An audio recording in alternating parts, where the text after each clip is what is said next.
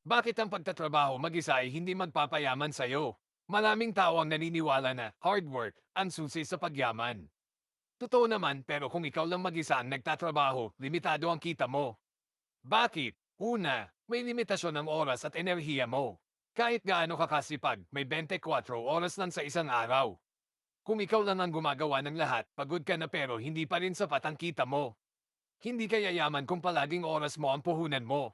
Dalawa, wala kang leverage. Ang mga mayayaman ay hindi nagtatrabaho mag-isa, gumagamit sila ng sistema at nagtuturo sa iba.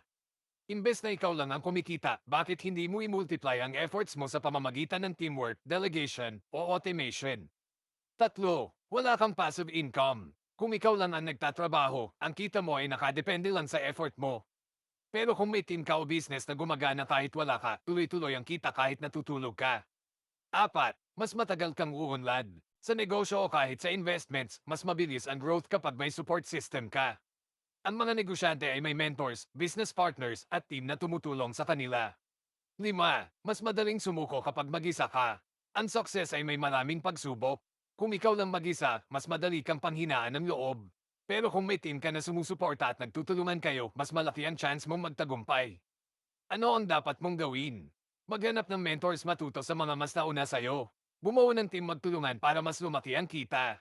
Gumamit ng sistema, maghanap ng paraan para kumita kahit hindi ikaw ang nagtatrabaho 24/7. Final thought, kung gusto mong yumaman, hindi sapat ang magtrabaho ng mag-isa. Kailangan mo matutong mag-leverage, magtayo ng team, at magpatakbo ng sistemang kumikita kahit wala ka.